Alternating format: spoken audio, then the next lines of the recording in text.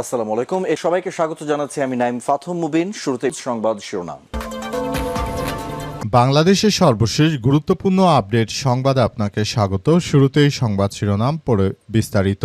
প্রথমেই জানাবো আমাদের হাতে থাকা সর্বশেষ গুরুত্বপূর্ণ সবথেকে তাজা আপডেট। বিএসএফের গুলিতে আবারও বাংলাদেশি যুবক নিহত।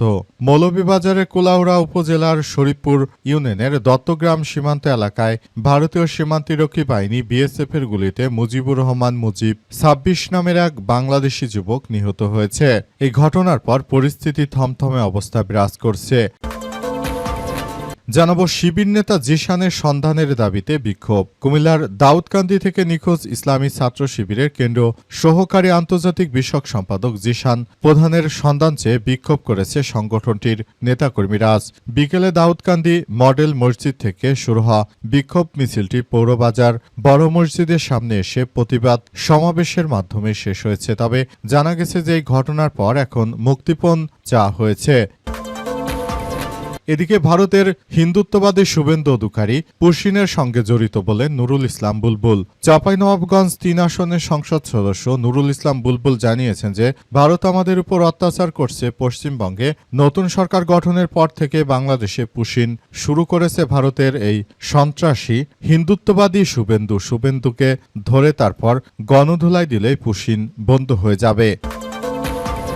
এরপর জানাবো ভারত সীমান্তে লাইট বন্ধ করে বাংলাদেশে বড় পুশিনের সংকেত। চাঁপাইনবাবগঞ্জের বাঙ্গাবাড়ি সীমান্তে বিজিবি বিএসএফ পতাকা বৈঠকের পরও ভারতের মদতপুষ্ট এই সন্ত্রাসী বিএসএফের সদস্যরা তারা বাংলাদেশের দিকে পুশিনের চেষ্টা চালাচ্ছে। তাদের সীমান্তের কাঁটাতারে বেড়া বরাবর সীমান্ত সড়ক রয়েছে এবং সেটি রাতের অন্ধকারে লাইট বন্ধ করে বাংলাদেশের মধ্যে এই ভারতীয় নাগরিকদের ঠেলে দেওয়ার চেষ্টা করা হচ্ছে। এবং সর্বশেষ জানাবো দেশের জন্য জান দিতে পারি কিন্তু ১ ইঞ্চি মাটিও ছাড়ব না। হাতে হাতে বাঁশের লাঠি, চোখে নির্ভীক দৃষ্টি, কারো বয়স ১০, কারো আবার বয়সের ভারে নুয়ে পড়েছে। কিন্তু মাতৃভূমি সীমানা সুরক্ষার প্রশ্নে তারা সবাই এক এবং অনড় অবস্থায় তারা দাঁড়িয়েছে। তারা সবাই সীমান্তে বাঁশের লাঠি হাতে পাহারা দিচ্ছে। ভারতীয়রা যদি বাংলাদেশে কোনো পুশিনের চেষ্টা করে সেটি প্রতিহত করা হবে বলে উল্লেখ করা হয়েছে। প্রিয় দর্শক, এতক্ষণ শুনছিলেন সংবাদ শিরোনাম, এবারে বিস্তারিত। তবে তার আগে বন্ধুরা অনুরোধ থাকবে এই সংবাদটিতে একটি লাইক দিন। এই চ্যানেলে আপনি নতুন হয়ে থাকলে আমাদের সংবাদটি দেখতে দেখতে চ্যানেলটি সাবস্ক্রাইব করে রাখুন। কমেন্ট করে বন্ধুরা আপনার মূল্যবান মতামত জানিয়ে দিন আপনি বিশ্বের কোন দেশ থেকে বা বাংলাদেশের কোন স্থান থেকে আমাদের সংবাদটি দেখছেন এবং শুনছেন। আর বন্ধুরা, আজকের সংবাদ সম্পর্কে আপনার মূল্যবান মতামত কমেন্ট বক্সে কমেন্ট করে জানিয়ে দিন। গাজা যুদ্ধে আপনি যদি নিরীহ ফিলিস্তিনিদের ভালোবেসে থাকেন বন্ধুরা, কমেন্ট বক্সে ইয়েস লিখে পুরো বিশ্বকে আমাদের এই তাজা আপডেট সংবাদটি দেখার সুযোগ করে দিন। এবারে বিস্তারিত।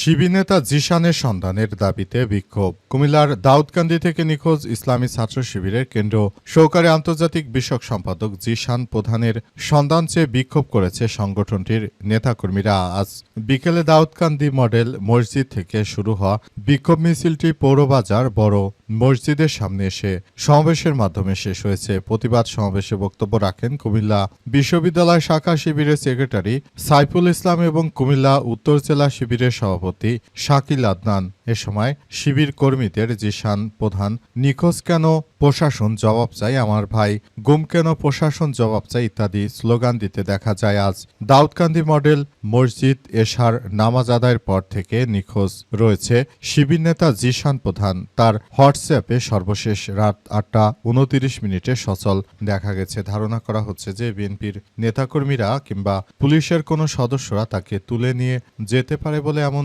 তথ্য আসলে শোনা যাচ্ছে। তবে আসলে মূল বিষয়গুলো কি হয়েছে এবং কি হতে চলেছে সে সম্পর্কে এখন পর্যন্ত আসলে কোনো তথ্যই জানা যাচ্ছে না। ধারণা করা হচ্ছে যে বিএনপির নেতৃত্ববৃন্দরা তারাও জড়িত থাকতে পারে, কারণ উক্ত নেতৃত্ববৃন্দর কারণে বিএনপির অনেকের হয়তো চাঁদাবাজি রাহাজানি করতে সমস্যা হচ্ছে। আবার বলা হচ্ছে যে এই ঘটনার কারণে হয়তো আওয়ামী লীগের নেতাকর্মীরাও ঘটাতে পারে, কারণ তারা গুপ্ত অবস্থায় বর্তমানে শিবিরের নেতাকর্মীদের বিরুদ্ধে কার্যক্রম চালাচ্ছে। মূল বিষয়গুলো আসলে কি হয়েছে এবং কি হতে চলেছে সে সম্পর্কে এখন পর্যন্ত কোনো তথ্যই নিশ্চিত করা যাচ্ছে না। এই ঘটনার পর পরিস্থিতি থমথমে অবস্থা বিরাজ করছে। শুভেন্দু অধিকারী পুশিনের সঙ্গে জড়িত বললেন নুরুল ইসলাম বুলবুল। বাংলাদেশ জামাত ইসলামের নেতা নুরুল ইসলাম বুলবুল জানিয়েছেন যে ভারতীয় মদতপুষ্ট সন্ত্রাসীরা ভারতের মদতপুষ্ট যে শুভেন্দু অধিকারী রয়েছে তিনি মূলত বাংলাদেশে আবার ভয়াবহ এক বিপর্যয়কর পরিস্থিতি বয়ে নিয়ে এসেছে। এ অবস্থায় ভারতীয় হিন্দুত্ববাদীরা তারা মূলত যে ধরনের কার্যক্রম শুরু করেছে সেটি কোনোভাবেই আসলে গ্রহণযোগ্য নয় বলে এমন কথাই উল্লেখ করা হয়েছে। আরো বলা হচ্ছে যে বর্তমানে তারা যে ধরনের কার্যক্রমগুলো শুরু করেছে সেটি কোনোভাবেই গ্রহণযোগ্য নয়। মূলত ভারতের মদতপুষ্ট সন্ত্রাসী গোষ্ঠীগুলো তারা বাংলাদেশকে টার্গেট করে এই সন্ত্রাসী কার্যক্রমগুলো চালিয়ে যাচ্ছে। তাদের উদ্দেশ্য হচ্ছে যে বাংলাদেশের মুসলিমদেরকে তারা টার্গেট করে এই হত্যাকাণ্ড ও সীমান্তে পুশিন করার চেষ্টা করছে। বিশেষ করে পশ্চিমবঙ্গে যেদিন থেকে ভারতের এই সন্ত্রাসী শুভেন্দু বাংলাদেশের বিরুদ্ধে কার্যক্রম চালাতে শুরু করেছে তখন থেকেই কিন্তু আসলে বাংলাদেশটাকে একটি অরাজক পরিস্থিতির মধ্যে ঠেলে দেওয়া হচ্ছে।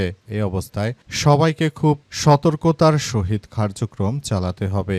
যদি তারা এভাবে কার্যক্রম চালাতে থাকে তাহলে সেটি আমাদের জন্য এক ভয়াবহ বিপর্যয়কর পরিস্থিতি বয়ে আনতে পারে বলে জানিয়েছেন জামাত নেতা। তিনি আরো জানান, আমি তাই সবাইকে বলবো আপনারা যার যা জায়গা থেকে ভারতে এই মদতপুষ্ট সন্ত্রাসীদের বিরুদ্ধে কার্যক্রম চালিয়ে যান এবং ভবিষ্যতের দিকে এগিয়ে যান। ভারত সীমান্তে লাইট বন্ধ করে দেওয়া পুশিনের বড় সংকেত। আবারও ভারতের সন্ত্রাসী বাহিনীরা বাংলাদেশ ভারতের সীমান্তে রাতের আধারে লাইট বন্ধ করে দিয়ে বাংলাদেশে পুশিনের অপচেষ্টা করছে ভারতের এই হিন্দুত্ববাদী সন্ত্রাসীরা। তারা বাংলাদেশের সীমানাগুলোকে সন্ত্রাসীদের অভয়ারণ্যে রূপান্তরিত করতে চায়। এমনকি তারা জেলখানা থেকে আসামিদেরকে ছাড়িয়ে এনে তারপর তারা মূলত এই ধরনের কার্যক্রম করতে চাইছে যাতে করে তারা বাংলাদেশটাকে আবারও একটি ষড়যন্ত্রমূলক কার্যক্রমের মধ্যে ফেলে দিতে পারে এই ভারতীয় হিন্দুত্ববাদী সন্ত্রাসী বাহিনী। এই ভারতীয়রা তারা মূলত কখনোই বাংলাদেশের মানুষের জন্য তারা ভালো কিছু করেনি, বরং তারা এমনভাবে কার্যক্রম চালাচ্ছে যেটা দেখে আমরা সবাই হতচকিত হয়ে গেছি। এই সন্ত্রাসীরা যে ধরনের কার্যক্রম আসলে চালাচ্ছে সেটি কোনোভাবেই মেনে নেওয়া যায় না। ভারতীয় মদতপুষ্টরা তারা মূলত আমাদের মুসলিম ভাই বোনদেরকে তারা ভারত থেকে ধরে ধরে তারপর বাংলাদেশে পাঠিয়ে দিচ্ছে যাতে করে ভারতে মুসলিম নিধন করা যায়। সেটা করার জন্য ভারতের এই হিন্দুত্ববাদী সন্ত্রাসীরা তারা এই ধরনের কার্যক্রমগুলো হাতে নিয়েছে। তাদের উদ্দেশ্য হচ্ছে তারা মুসলিম ভাই বোনদেরকে তারা মেরে ফেলতে চায়। তারা চায় আগামীতে তারা নিজেদের মতো করে স্বার্থ হাসিল করতে চায়। সেজন্য তারা আমাদের মুসলিম ভাই বোনদেরকে এভাবে হত্যাকাণ্ডের শিকার করাচ্ছে এই ভারতীয় মদতপুষ্ট সন্ত্রাসীরা। তারা মূলত কখনোই বাংলাদেশের ভালো চায় না। তারা সবসময় বাংলাদেশটা যেন আরো খারাপের দিকে যায় এমন কিছুই তারা করতে চাইছে। সীমান্তে বিএসএফের গুলিতে আবারও বাংলাদেশি যুবকের মৃত্যু। মৌলভীবাজারের কুলাউড়া উপজেলার শরীপুর ইউনিয়নের দত্তগ্রাম সীমান্ত এলাকায় ভারতীয় সীমান্তরক্ষী বাহিনী বিএসএফের গুলিতে মুজিবুর রহমান মুজিব ২৬ নামের এক বাংলাদেশি যুবক নিহত হয়েছে। আজ এই দুর্ঘটনা ঘটে। আজ সন্ধ্যার আগে ভারতের সন্ত্রাসী বিএসএফের সদস্যরা বাংলাদেশের এই যুবককে গুলি করে হত্যা করেছে বলে জানা গেছে। বর্তমানে ওই ব্যক্তির লাশ সীমানায় হত্যাকাণ্ডের ঘটনার পর ওই এলাকায় পরিস্থিতি থমথমে অবস্থা বিরাজ করছে। অনেকে বলাবলি করছে যে এই মুহূর্তে ভারতীয় সন্ত্রাসী মদতপুষ্ট সন্ত্রাসীরা তারা যেভাবে বাংলাদেশের মানুষ হত্যাকাণ্ডের মধ্য দিয়ে তারা যে কার্যক্রম আসলে শুরু করেছে সেটি কোনোভাবেই মেনে নেওয়া যায় না। ভারতীয় মদতপুষ্ট সন্ত্রাসীরা তারা মূলত নতুন করে যে ধরনের সন্ত্রাসী কার্যক্রমগুলো চালাতে চাইছে সেটি আসলে কোনোভাবেই গ্রহণযোগ্য নয়। আমরা বলতে চাই ভারতীয় মদতপুষ্ট সন্ত্রাসীদের যে তোমরা এখনই সময় আছে, তোমরা এই পরিস্থিতি থেকে থেমে দাঁড়াও, তা না হলে তোমাদেরকে ভবিষ্যতে আরো বড় ধরনের মূল্যায়ন করতে হবে বলে ভারতীয় সন্ত্রাসীদের সতর্ক করে দেওয়ার পরও তারা বাংলাদেশি নাগরিকদের এভাবে সীমান্তে রক্তাক্ত করে হত্যা করছে এই ভারতের কুখ্যাত নরেন্দ্র মোদীর সন্ত্রাসীরা। এই সন্ত্রাসীরা বাংলাদেশটাকে তারা একটি সন্ত্রাসের অভয়ারণ্যে পরিণত করার মধ্য দিয়ে এগিয়ে যাচ্ছে। মূলত ভারতীয় এই মদতপুষ্ট সন্ত্রাসীরা তারা বাংলাদেশটাকে অস্থিতিশীল করার নতুন নতুন ষড়যন্ত্র খেলায় মেতে উঠেছে। সন্ত্রাসীরা যতই আসলে কার্যক্রম চালানোর চেষ্টা করুক না কেন তাদেরকে প্রতিহত করতে আমাদের বাংলাদেশের বর্ডার গার্ড অব বাংলাদেশ বিজিবির সদস্যরা বদ্ধপরিকর। তারা এমন কিছু করছে যাতে করে এই ভারতীয় মদতপুষ্ট সন্ত্রাসীরা তারা শেষ হতে পারে, কিন্তু তারপরও সন্ত্রাসীরা প্রতিনিয়ত বাংলাদেশের সীমান্তে পুশিনের মধ্য দিয়ে তারা মূলত বাংলাদেশি নাগরিকদের এভাবে হত্যাকাণ্ডের ঘটনা ঘটাচ্ছে এবং এই ঘটনার মধ্য দিয়ে মূলত নতুন করে আবারও ভারতীয় সন্ত্রাসীরা মাথা চারা দিয়ে উঠেছে। তাদেরকে আসলে ধ্বংসস্তূপে পরিণত করা এই মুহূর্তে আমাদের জন্য খুব বড় ধরনের এক বিষয় হিসেবে আবির্ভূত হচ্ছে। আমরা মনে করি ভারতীয় মদতপুষ্ট সন্ত্রাসীদের যে কোনো মূল্যে থামাতে হবে এবং তাদেরকে শেষ করে দিয়ে তারপর এগিয়ে যেতে হবে বাংলাদেশিদের।